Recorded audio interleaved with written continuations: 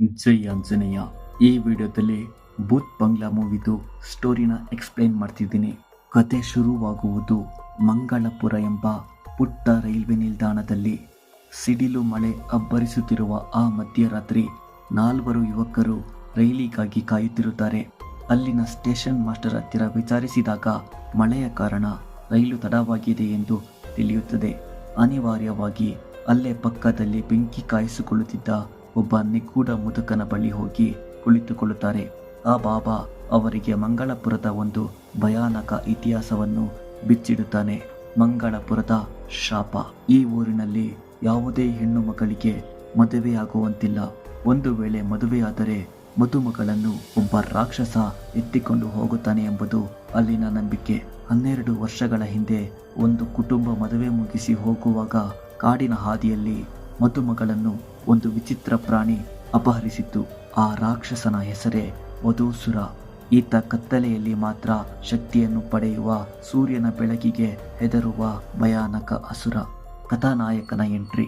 ಲಂಡನ್ನಲ್ಲಿ ವಾಸವಿರುವ ಅರ್ಜುನ್ ತನ್ನ ತಂದೆ ವಾಸುದೇವ ಮತ್ತು ತಂಗಿ ಮೀರಾ ಜೊತೆ ಇರುತ್ತಾನೆ.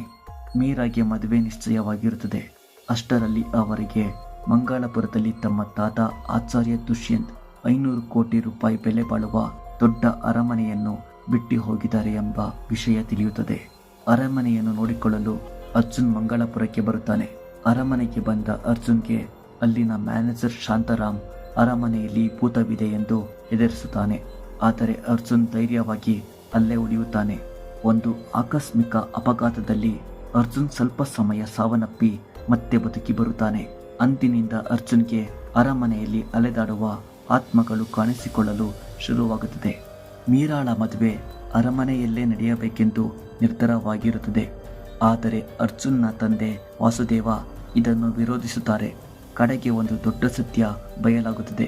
ಅರ್ಜುನ್ ವಾಸ್ತವವಾಗಿ ವಾಸುದೇವನ ಮಗನಲ್ಲ. ಆತ ಆ ಅರಮನೆಯ ವಾರಸುದಾರ ಮಾಧವ ಮತ್ತು ಯಶೋದಳ ಮಗ. ಮಾಧವನು ವಧೂಸುರನ ಶಕ್ತಿಗೆ ಒಳಗಾಗಿ ಆತನ ಗುಲಾಮನಾಗಿರುತ್ತಾನೆ. ವಧೂಸುರನು ಮರುಜನ್ಮ ಪಡೆಯಲು 13 ಕುಮಾರಿ ವಧುಗಳ ಬಲಿ ಕೇಳುತ್ತಾನೆ. ಅದರಲ್ಲಿ ಮೀರಾನೇ 13ನೇ ವಧು.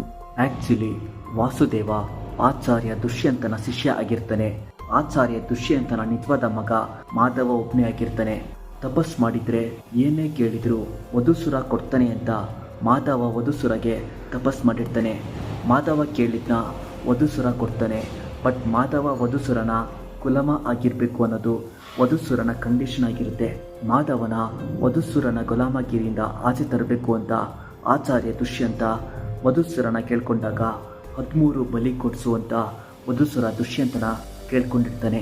ಅದೇ ಥರ ಆಚಾರ್ಯ ದುಷ್ಯಂತ ವಧೂಸುರಗೆ 12 ಬಲಿ ಕೊಡಿಸಿರ್ತಾನೆ. ಕೊನೆ ಬಲಿ ಪೆಂಡಿಂಗ್ ಇರುತ್ತೆ.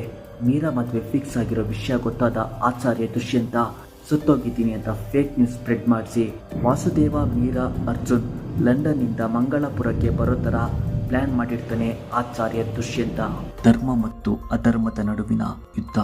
ಮದುವೆಯ ರಾತ್ರಿ ಇಡೀ ಅರಮನೆ ಕತ್ತಲೆಯಾಗುತ್ತದೆ. ವಧುಸುರ ಮಾಧವನ ರೂಪದಲ್ಲಿ ಮೀರಾಳನ್ನು ಬಲಿ ಕೊಡಲು ಕರೆದೊಯ್ಯುತ್ತಾನೆ. ಅರ್ಜುನ್ ತನ್ನ ತಂಗಿಯನ್ನು ಉಳಿಸಲು ಹೋರಾಡುತ್ತಾನೆ.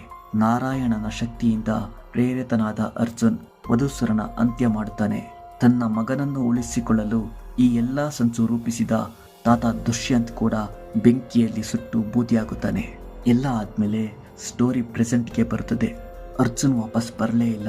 24 ವರ್ಷಗಳಿಂದ ಮಾಧವನ ಮೋಕ್ಷಕ್ಕಾಗಿ ಅವನು ಪೂಜೆ ಮಾಡ್ತಾ ಇದ್ದಾನೆ ಅಂತ ಬಾಬಾ ಹೇಳ್ತಾ ಇರ್ತಾನೆ. ಇವಾಗ ಡಿಲೇ ಆಗಿರೋ ಒಂದು ಟ್ರೈನ್ ಬರುತ್ತೆ. ಆ ಟ್ರೈನ್ ಹತ್ಕೊಂಡು 4 ಹುಡುಗರು ಹೋಗ್ತಾರೆ. ಇವಾಗ ನಮಗೆ ಇನ್ನೊಂದು ಶಾಕಿಂಗ್ ಟ್ವಿಸ್ಟ್ ತೋರಿಸ್ತಾರೆ. ಇಷ್ಟೋ ತನಕ ಕತೆ ಹೇಳುತ್ತಿದ್ದ ಆ ಬಾಬಾ ಬೇರೆ ಯಾರೂ ಅಲ್ಲ, ಸ್ವತಃ ಅರ್ಜುನ್ ಎಂಬುದು ತಿಳಿಯುತ್ತದೆ. ಇದೇ ಭೂತ್ ಬಂಗ್ಲಾ ಸಿನಿಮಾದ ಕಥೆಯಾಗಿದೆ. ಈ ವಿಡಿಯೋ ಇಷ್ಟ ಆದರೆ ಲೈಕ್ ಮಾಡಿ, ಶೇರ್ ಮಾಡಿ ಹಾಗೂ ಸಬ್ಸ್ಕ್ರೈಬ್ ಮಾಡಿ. ಮುಂದಿನ ಕಥೆಯಲ್ಲಿ ಸಿಗ್ತೀನಿ. ಜೈ ಆಂಜನೇಯ.